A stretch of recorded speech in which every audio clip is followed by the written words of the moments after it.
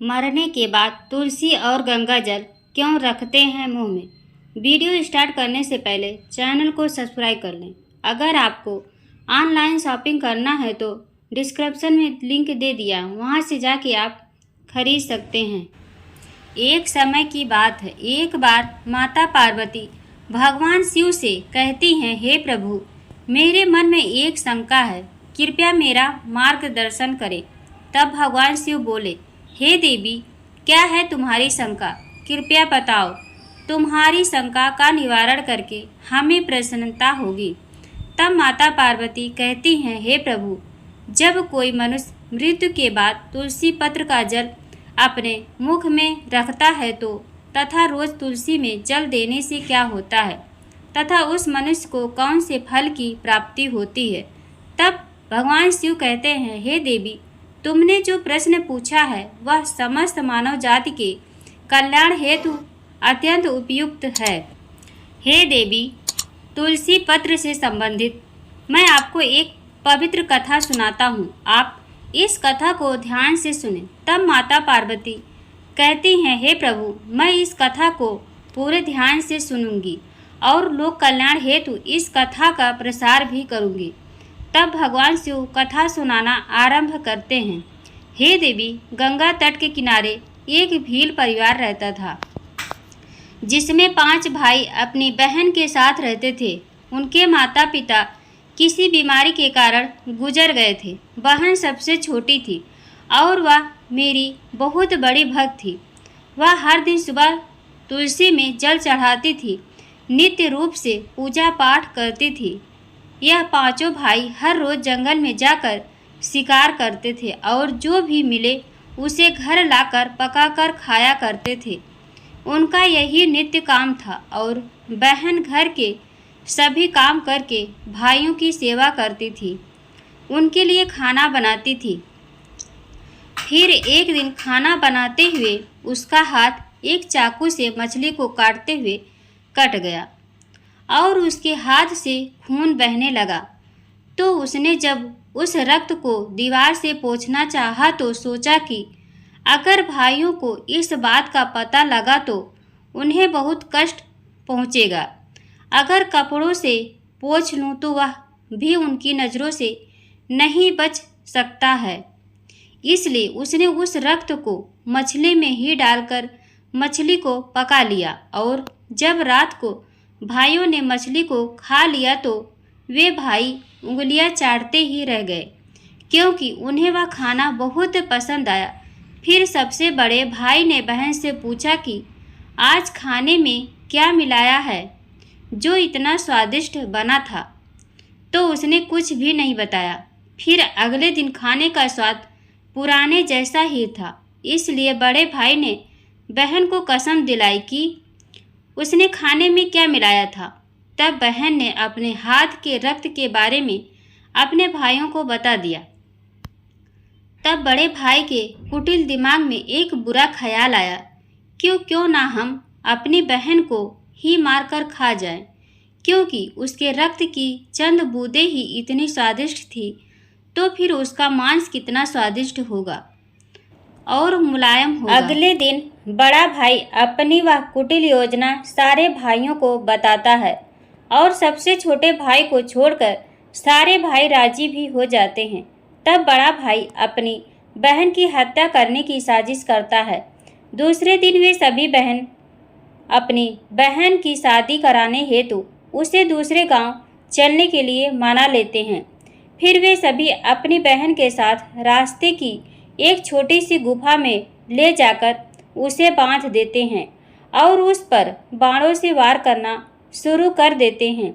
तभी उस स्त्री ने मन ही मन ईश्वर से प्रार्थना करते हुए कहती है, हे प्रभु, अब आप ही मेरी रक्षा करें। तब एक चमत्कार हो जाता है।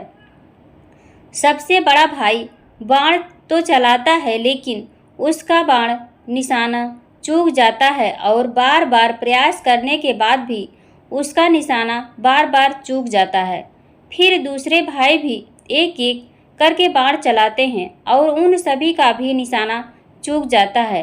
अंत में सबसे छोटे भाई को बाण चलाने को कहते हैं, किंतु वह मना कर देता है।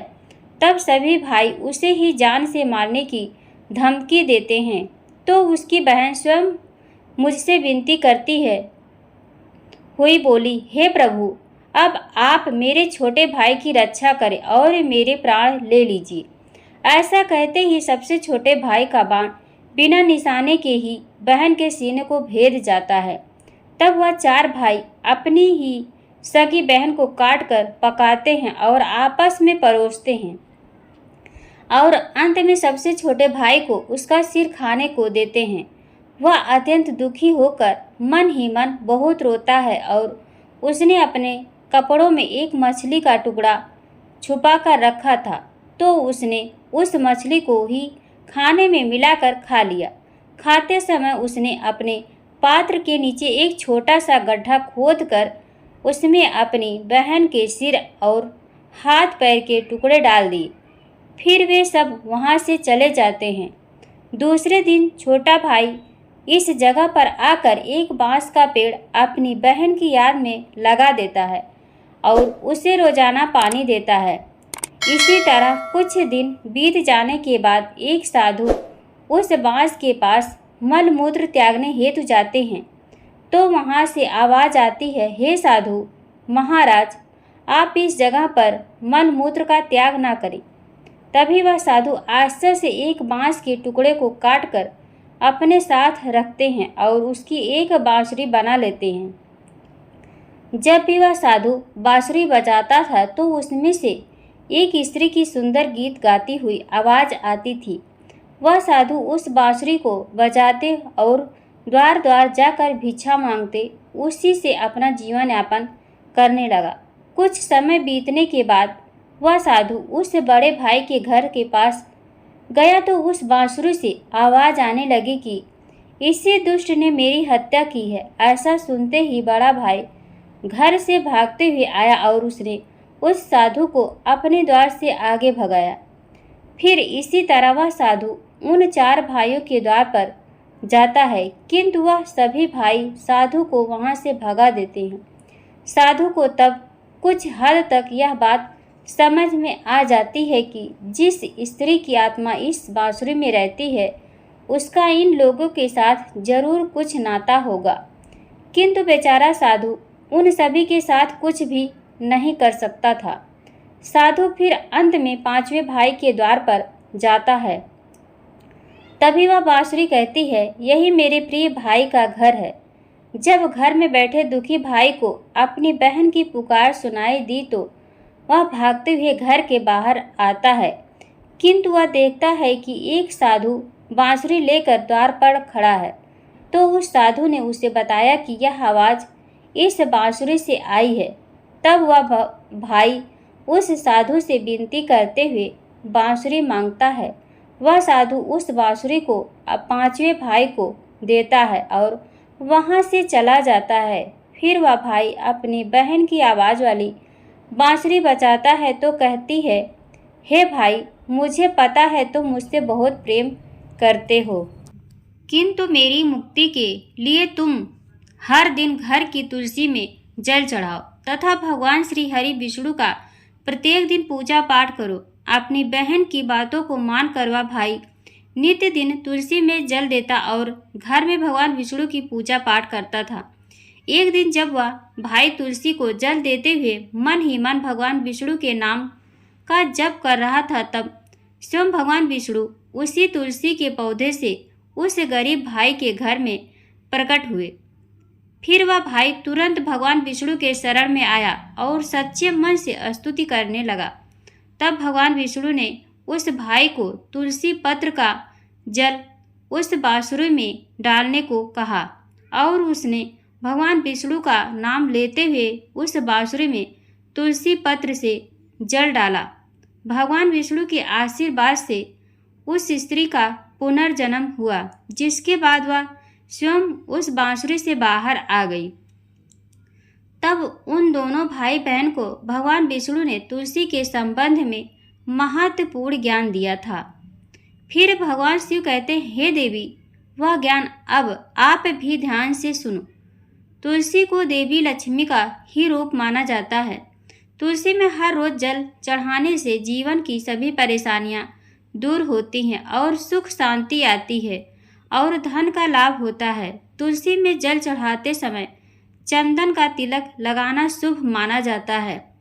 तुलसी में जल चढ़ाने का सही समय सूर्योदय से लेकर उसके 2 से 3 घंटे तक का ही होता है। तुलसी के पौधे में रविवार को जल नहीं चढ़ाना चाहिए।